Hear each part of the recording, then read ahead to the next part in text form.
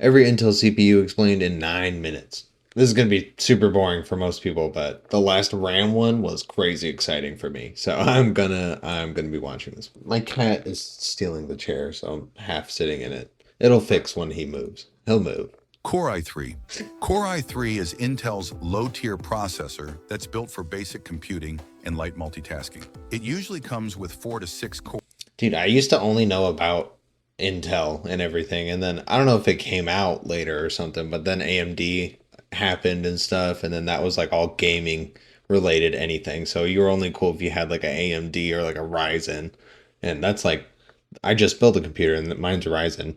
So Intel's cool and all, but I feel like it's just like Apple, like an iPhone or some shit, to have a Ryzen CPU instead. Cores, which is good enough for browsing the internet, watching videos, or working on several documents at Obviously, I know nothing about them really. Like I can put it together, but I don't know about how they work and all that shit. So that's why I'm excited for this video. once. You can even play some light games too, but if you try to run heavy work like rendering or modern AAA game, it's possible, but there's going to be some lagging and stuttering. But that's actually what makes this processor cheap and a good entry-level CPU for a budget computer. Oh yeah, another important thing to understand is, if you look at the end of the CPU name, you'll sometimes see a letter or suffix. That suffix actually shows... Dude, I always get so fucking confused with all that shit because there's sometimes the higher number seems like it should be better, but it's not because it's like split up like this. But I'm glad he's breaking it down. I was gonna say something else. What about the? Oh yeah, that the fact that it'll still process everything. It just goes a little bit slower. That's crazy. That's why it feels like it doesn't matter as much as like the graphics card and stuff. The end of the CPU name, you'll sometimes see a letter or suffix. That suffix actually shows what kind of performance or feature the CPU has. For example, laptop variants of the i3 usually come with the U suffix. This means the CPU will prioritize limiting its power so that the laptop generates less heat and has longer battery life. And this is useful for office workers or students because they don't have to keep recharging their laptop since it can last through an entire day. Yeah, right. Yeah, right. I feel like every laptop I've ever had is like 2 hours max, and then it slowly drops to like an hour and a half. Mine, that's what happened to mine too. It's On desktop, Intel Core processors usually come with integrated graphics, but some versions also have the F suffix, which means those don't have integrated graphics at all. I understand that now because mine is a Ryzen 5500 and it does not have integrated graphics, so I couldn't tell if my graphics card was broken or not because I don't have any graphics to test it with if I don't have another graphics card. Blah blah blah blah blah.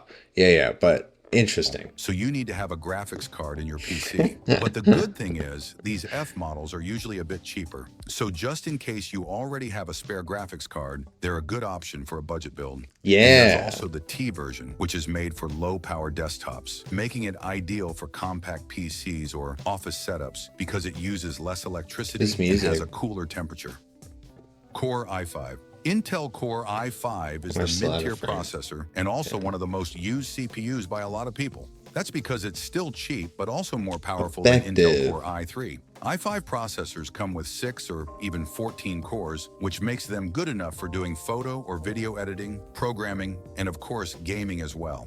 But just a side note for you, a higher CPU tier doesn't always mean it's a lot faster and stronger if it's exactly. That shit's fucking crazy. From an older generation. For example, if we compare Intel Core i3 with Intel Core i5 in the same generation, of course the i5 is definitely stronger. However, if we compare the newer generation of Intel Core i3 against older generation of Core i5, they're actually pretty much equal. Because even though the Core i3 is a lower tier compared to the Core i5, its speed and efficiency will improve a lot if it's from a newer generation. Oh yeah, talking about gaming, sometimes people also compare Intel Core i5 with Ryzen 5. Because in general, Intel has a slightly better performance due to its higher clock speeds and strong single-core performance. In terms of suffix, i5 processor and laptops still come with the U suffix, but now it has the H suffix as well. This H suffix means... Bro, I was gonna say, Ryzen always seems like it's cheaper too. That's why I go with it, so that's crazy. That makes sense now. The processor is aimed at gaming laptops because it offers higher performance, but it will consume more energy.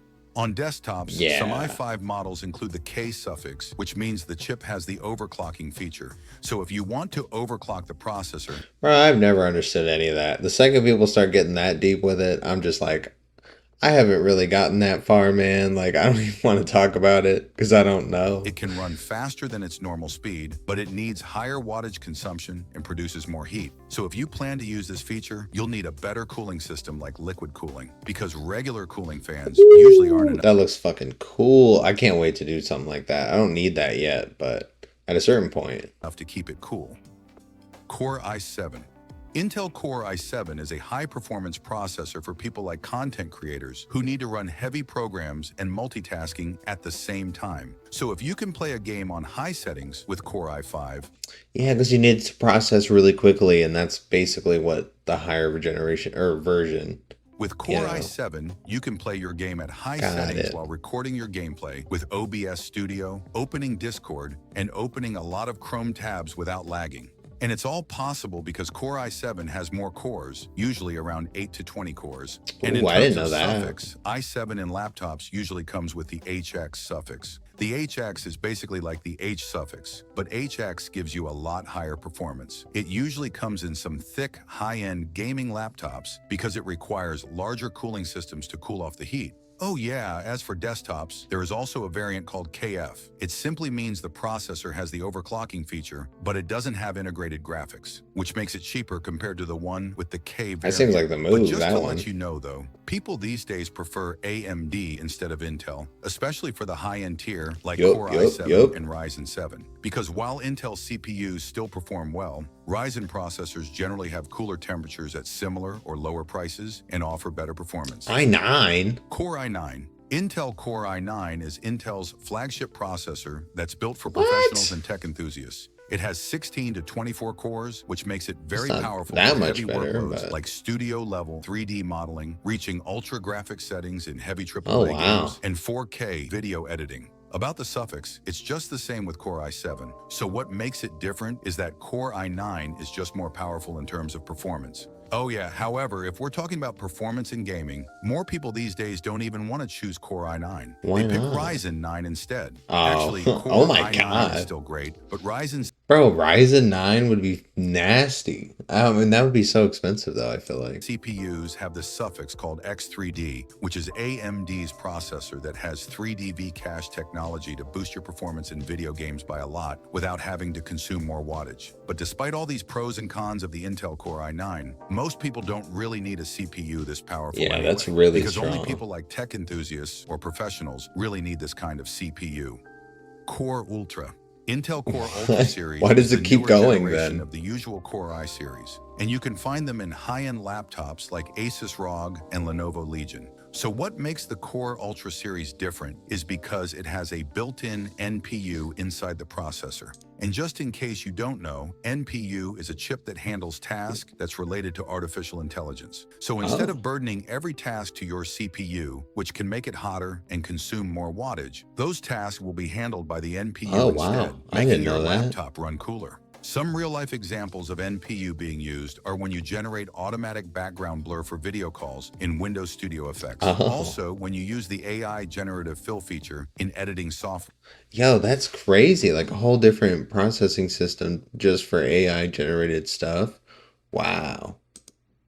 Professional editors, designers, or anybody with tons of workloads. Pro? Intel V Pro. Intel V Pro is a special variant of the Intel Core series for business. You'll often see V Pro versions of Core i5, i7, or i9 in office or enterprise laptops. Yeah, I think what makes V Pro special is because it has Intel's active management technology and total memory encryption. Oh, basically they track everything. That's what it sounds like.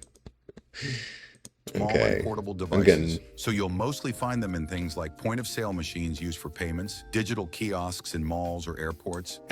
That's fair. This Celeron one, I remember. Series that's literally made for really basic tasks like type. documents. It was mostly used in cheap laptops and office PCs back in the early Yeah. 2000s, but Intel officially discontinued it in 2023 since nobody's really using this weak CPU anymore. In fact, Yeah. if you check CPU benchmark rankings of 273 Intel processors, Oh the my Intel God. Celeron series sits at the very bottom. The reason why it's so weak is because it was originally Intel's normal chip, but it came with defects and errors. So Intel decided to disable those defective cores to make them Oh function no. normally, and then they call it Celeron. That's why if you open one browser tab with Celeron, everything's just fine. But the moment you open two, the whole system starts to lag. Intel Pentium. Intel Pentium That was was kind of the basically the same same. as Intel Celeron. Yeah. They both were weak, made for a regular PC, but it's for powerful workstations and servers that handle Oh, heavy-duty wow. tasks. All these capabilities, Intel Xeon used to dominate the Oh, professional wow. workstation Look at market that. for years. But these days, Ryzen Threadripper from Threadripper? AMD has taken over because it gives more power and better price to performance. By the way, I also made a Yeah, that's sick. And there's a Ryzen video too, and the GPU one. Oh, I'm gonna end up watching all of them. I'm gonna pace it out though. And then I hope this isn't like tinted. It looks tinted right here.